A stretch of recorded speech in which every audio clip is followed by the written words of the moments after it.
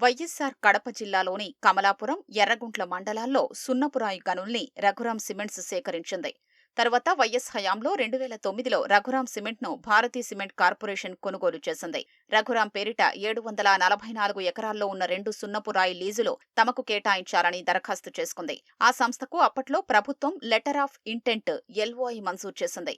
LOI ఇచ్చాక అన్ని అనుమతులు తెచ్చుకుంటేనే లీజు మంజూరు చేస్తారు. అయితే ఆ కంపెనీ అనుమతులు పొందలేకపోయింది.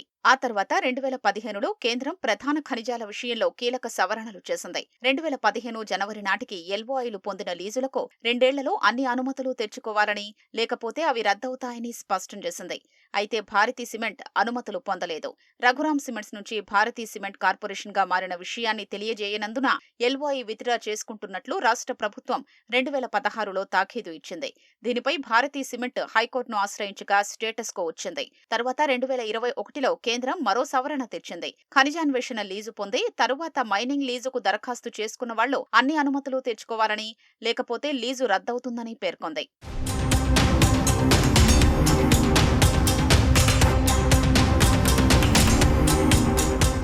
అసోసియేటెడ్ సిమెంట్ కంపెనీస్ లిమిటెడ్ ఏసీసీకు వైఎస్సార్ కడప జిల్లా మైలవరం మండలంలో 2463 ఎకరాల్లో సున్నపురాయి లీజుకు 2010లో అప్పటి ప్రభుత్వం ఎల్ఓఐ జారీ చేసింది. ఆ సంస్థ 2017 నాటికి కూడా అన్ని అనుమతులు పొందలేకపోయింది. లీజు రద్దు కానుండడంతో హైకోర్టును ఆశ్రయించింది. తర్వాత 2022లో ఏసీసీ సిమెంట్స్ ను అదానీ సిమెంట్స్ చేజిక్కించుకుంది. అప్పట్నుంచి అదానీ కంపెనీ లీజు పొందేందుకు ప్రయత్నాలు ఆరంభించింది. దరఖాస్తుదారు వాదన విని నిర్ణయం తీసుకోవాలని హైకోర్టు 2023లో ఆదేశాలిచ్చింది.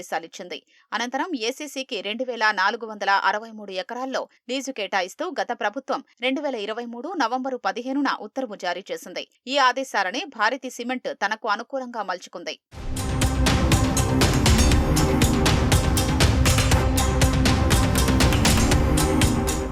భారతీ సిమెంట్ లీజుల విషయంలో కూడా ఆ కంపెనీ వాదన విని నిర్ణయం తీసుకోమని హైకోర్టు 2023లో ఆదేశాలు ఇచ్చింది. ఏసీసీ సిమెంట్స్ కు ఎలా లీజు ఇచ్చారో అలాగే భారతీ సిమెంట్ కూడా 2 లీజులు మంజూరు చేయొచ్చని అడ్వకేట్ జనరల్ అభిప్రాయపడ్డారు.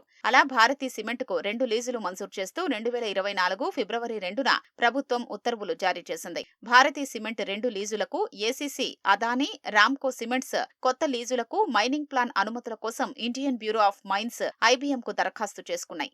అయితే ఐబీఎం ఆశ్చర్యం వ్యక్తం చేసింది. 2015 నుంచి కొత్త లీజుల్ని వేలం ద్వారా మంజూరు చేయాలని దరఖాస్తుల ఆధారంగా ఎలా ఇచ్చారని ప్రశ్నించింది. దీనిపై ఐబీఎం కేంద్ర గనుల శాఖకు ఫిర్యాదు చేసింది. ఆ శాఖ వీటిపై కూటమి ప్రభుత్వాన్ని వివరణ కోరింది.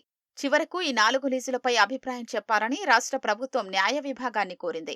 భారతీ సిమెంట్ లీజుల్ని రద్దు చేయొచ్చంటూ న్యాయ విభాగం ఇటీవల అభిప్రాయాన్ని వ్యక్తం చేసినట్లు తెలిసింది.